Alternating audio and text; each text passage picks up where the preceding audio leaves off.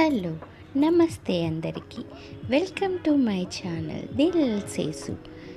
ఇప్పుడు నేనైతే ఎత్తిపోతల జలపాతం చూడడానికి వెళ్తున్నానండి. ఇది ఆంధ్రప్రదేశ్ టూరిస్ట్ డెవలప్మెంట్ కార్పొరేషన్ వాళ్ళు దీన్ని నిర్మించారు. ఇక్కడ మెయిన్ రోడ్డు నుంచి ఒక 2 కిలోమీటర్స్ దూరంలో ఉంటుంది. 26 డిసెంబర్ 2022లో టూరిస్ట్ కాంప్లెక్స్ ఇల్యూమినేషన్ ఎత్తిపోతల నీటి జలపాతాన్ని బాగా డెవలప్ చేశారు. ఇక్కడికి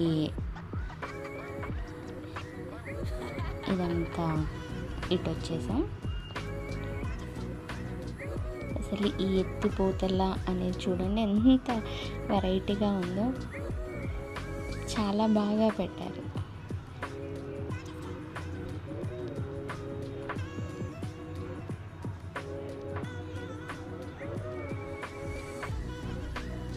ఇక్కడ ఈ బోర్డు మీద ఉన్నాయి, ఇక్కడ మొసళ్ళు ఉన్నాయి, స్నానం చేయరాదు, అలా చేస్తే 1972 యాక్ట్ కింద జైలు పంపిస్తామని చెప్పారనమాట. దీని తర్వాత ఇక్కడ టికెట్ ఎంట్రీ ఫీ ఉంటుంది. అడల్ట్స్కి అయితే 30 రూపీస్, కిడ్స్కి అయితే 20 రూపీస్ అనమాట.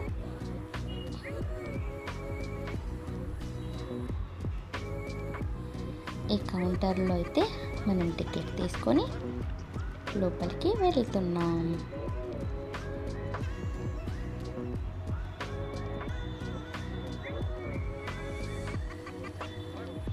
ఇక్కడైతే ప్రశాంత ప్రకృతి సౌందర్యంలో ఉన్న ఈ లోయ పూర్వకాలం యతీశ్వరుల తపోస్థలం అన్నమాట. యతీశ్వరులు అనగా ఋషులు అన్నమాట. యతి తపోస్థలి అని ఆ కాలం నుండి ఆ కాలానుగుణంగా ఎత్తిపోతలైంది మన వరకు వచ్చేళ్ళకి. నల్లమల పర్వతాల్లో పడిన వర్షం నీరు మనకు కనపడదు, మళ్ళీ ఇక్కడ ఈ జలపాతంగా వస్తుందన్నమాట. ఈ ప్లేస్లో కనిపిస్తూ మనకి దర్శనమిస్తుంది. ఇదంతా నల్లమడ ఫారెస్ట్. ఎంత బాగుందంటే నాన్నైతే స్టన్నింగ్ తెలుసా.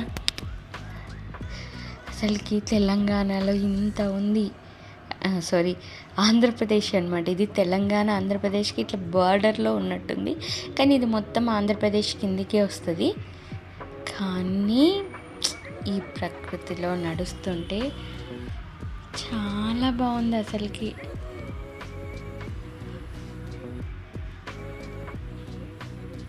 ఎంత బాగుంది చూడండి అసలుకి. ఎంత లోయ అనమాట. కానీ దీన్ని కూడా వీళ్ళు చాలా బాగా డెవలప్ చేశారు చెప్పాలంటే. చూడ్డానికి చాలా పాయింట్స్ ఉన్నాయి ఈ అడవినంతా చూడడానికి. ఆ దూరం నుంచి కొండలైతే ఇంకా స్టన్నింగ్. ఇక్కడ నీట్గా కొన్ని బెంచెస్ అరేంజ్ చేశారు, ఇలా లైట్స్ పెట్టారు ఈవినింగ్ టైంలో. ఏమంటే నేను వచ్చింది వీక్ డేస్ కాబట్టి అంత క్రౌడ్ లేదు, అదొక్క హ్యాపీనెస్. లేకుంటే ఇక్కడ ఫుల్ క్రౌడెడ్గా ఉంటుందంట ఈ ప్లేస్ మొత్తం. నాకైతే చాలా నచ్చింది. ఇంత ప్రకృతిలో చాలా బాగుంది చెప్పాలంటే. రామ్ గోపాల్ వర్మ మూవీలో సాంగ్స్ అన్నీ గుర్తొస్తున్నాయి. ఏమున్నాయి అసలుకి. పాపా నేను చెప్పడం కాదు, కానీ మీరందరూ కూడా ఒక్కసారి వెళ్ళి చూడాలి దీన్ని మాత్రం. అంత బాగుంది. ఏమంటే ఇంకా వర్షాకాలం ఇంకా ఇప్పుడే స్టార్ట్ అవుతుంది కాబట్టి మనకు అంత లేదు. ఇంకా వర్షంలో ఈ గ్రీనరీ చూస్తే పిచ్చెక్కిపోద్ది, మామూలుగా ఉండదు. ఎంత బాగుందంటే వీళ్ళు కూడా చాలా నీట్గా మెయింటైన్ చేశారు. అది అక్కడ కనిపిస్తుందా, అదే అన్నమాట జలపాతం. మామూలుగా అయితే ఆ కొండ మొత్తం ఆ ఫ్లో ఉంటుందంట, వాటర్ ఫ్లో. ఇప్పుడు లేదన్నమాట అంతగా, ఇదొక్కటే కనిపిస్తుంది. లేకుంటే అటు నుంచి ఫుల్ వాటర్ ఫ్లో ఉంటుంది. ఇక్కడ నుంచి పాయింట్ చూసుకుంటూ వెళ్ళొచ్చు అనమాట. ఇక్కడ కొన్ని స్పాట్స్ ఉన్నాయి, మంచిగా బెంచెస్ వేసారు. మళ్ళీ దీని గురించి మొత్తం మొత్తం ఎత్తిపోతల చరిత్ర గురించి చెప్పారు, బోర్డు పెట్టారు, చాలా బాగున్నాయి అసలుకి. ఇంక ఇది ఇంకో పాయింట్ అక్కడే, ఇది ఒక్కటే పడుతుంది. ఎంత బాగుందంటే అది కూడా మనకి ఇంట్లో ఆర్టిఫిషియల్ వాటర్ ఫౌంటైన్ ఎలా ఉంటుంది అలా ఉంది చూడండి. కానీ న్యాచురల్గా చూస్తుంటే నాకైతే పిచ్చెక్కిపోయింది చెప్పాలంటే. ఇక్కడంతా కూడా వాటర్ ఫ్లో ఉంటుందంట. ఇప్పుడు వర్షం లేదు కాబట్టి ఇదొక్కటి వాటర్ తగ్గిపోయి కనిపిస్తుంది, కానీ ఆ వాటర్ అయితే ఎప్పటికీ ఆగదంట, అలా ఫ్లో అవుతూనే ఉంటుందంట. ఇంకా అక్కడ నుంచి ఆ ప్లేస్ నుంచి 70 feet కిందకి ఎప్పుడు పడుతూనే ఉంటుందంట. ఈ లోయలో పడే నీరు 3 kilometers ప్రవహించి కృష్ణానదిలో కలుస్తుందంట. ఈ సూపర్ అసలుకి. ఈ లోయలో నీటిలో మొసళ్ళు ఉన్నాయి కాబట్టి కింది భాగానికి వెళ్ళొద్దు అని చెప్పారు. ఇది ఇంకా మొత్తం అక్కడ పార్క్, అది ఆ లోయ ముందర వీళ్ళంతా డెవలప్ చేసిన ఏరియా అన్నమాట.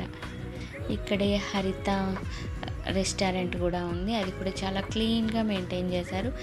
ఇదంతా చింత చెట్లు, ఎంత బాగుందంటే చింతపూత. మనమైతే ఇక్కడ మనం ఇంత దానికి 80 rupees అలా పెట్టి కొనుక్కున్నాం. అక్కడైతే ఎంత బాగుందంటే అంత బాగుంది. చెట్టు మీద నుంచి లేత చింతపూతను తీసుకొని ఎంత బాగుందంటే అసలుకి. నేనైతే తెగ ఎంజాయ్ చేశాను వాటిని అలా చెట్టు మీద నుంచి కోసుకుంటూ. యాక్చువల్గా కొయ్యకూడదు, మనకు ఉత్సాహం ఎక్కువ కదా అందుకనేసి. ఇది రెస్టారెంట్ అన్నమాట. ఇది కూడా చాలా క్లీన్గా మెయింటైన్ చేస్తారు, చాలా బాగుంది. ఇదే నా గోలీ సోడా. ఇక్కడ చూడండి ఎంత న్యాచురల్గా ఉన్నాయంటే బటర్ఫ్లైస్. నేను ఎప్పుడు చూడలేదు, కలర్ఫుల్. అసలు పిచ్చెక్కిపోయింది నాకైతే. Thank you for watching.